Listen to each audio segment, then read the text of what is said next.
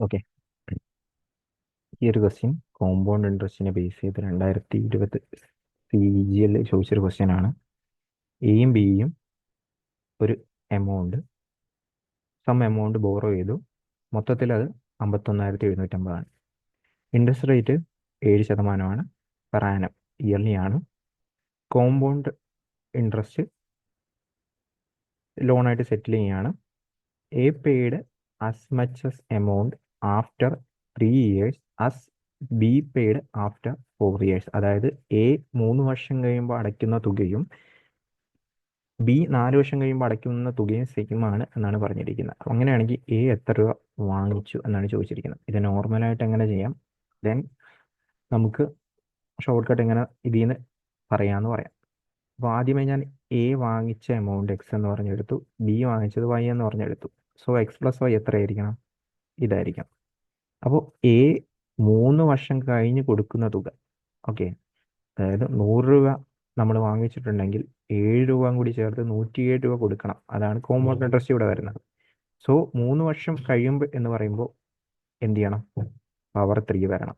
വൈൻ്റെ കേസിലാണെങ്കിൽ 4 വർഷം കഴിഞ്ഞാൽ കൊടുക്കുന്നത്. സോ 107/100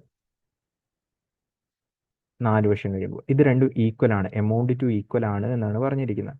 നമുക്ക് നോക്കുമ്പോൾ ഇതും കട്ട് ചെയ്ത് പോവും, 1 ടൈംസ് എന്ന് പറഞ്ഞു തരും. സോ x/y എന്ന് പറയുന്നത് 107/100. ഇനി ഇതിപ്പോൾ ചെറുതാകത്തില്ല. അപ്പോൾ ഇതിൽ നിന്ന് റേഷ്യോ നിങ്ങൾക്ക് എന്ത് കിട്ടും? x/yയുടെ റേഷ്യോ 107/100.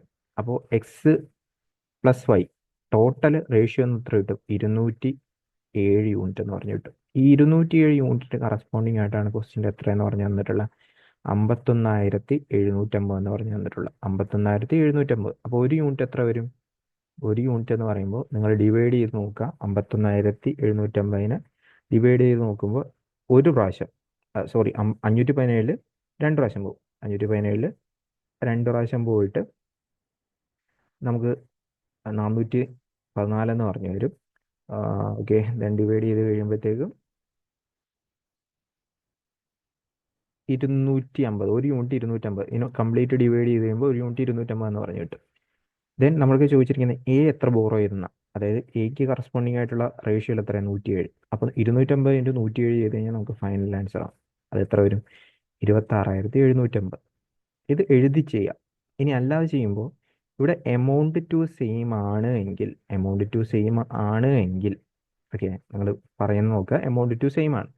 അപ്പോൾ ഞാൻ x/y റേഷ്യോ എനിക്ക് ഡയറക്റ്റ് എടുക്കാൻ പറ്റും. x/y റേഷ്യോ ഡയറക്റ്റ് എടുക്കാൻ പറ്റും. എമൗണ്ട് ടു സെയിം ആണ്, അതുപോലെ തന്നെ റേറ്റ് ഓഫ് ഇൻട്രസ്റ്റും സെയിം ആണെങ്കിൽ x/y ഡയറക്റ്റ് എടുക്കാൻ പറ്റും. എങ്ങനെയാണ് എടുക്കേണ്ടതെന്ന് ചോദിച്ചു കഴിഞ്ഞാൽ ഇവർ തമ്മിലുള്ള ഇയർ ഗ്യാപ്പ് ഒന്ന് നോക്കുക. ഇവിടെ 4 വർഷം, ഇവിടെയാണെങ്കിൽ 3 വർഷം.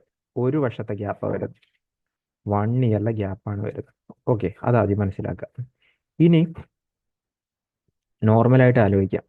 എക്സ് 3 വർഷം കഴിഞ്ഞ് എമൗണ്ട് എടുക്കുന്നു, വൈ 4 വർഷം കഴിഞ്ഞ്. അപ്പോൾ എക്സിൻ്റെ എമൗണ്ട് വൈനേക്കാളും കൂടുതലായിരിക്കണം. എങ്കിലും മാത്രമേ ഇവൻ 3 വർഷം അടയ്ക്കുന്ന എമൗണ്ട് ടൂവും ഇവൻ 4 വർഷം കഴിയുമ്പോൾ അടയ്ക്കുന്ന എമൗണ്ട് ടൂവും സെയിം ആകത്തുള്ളൂ. അപ്പോൾ എക്സിൻ്റെ എമൗണ്ട് കൂടുതലായിരിക്കണം.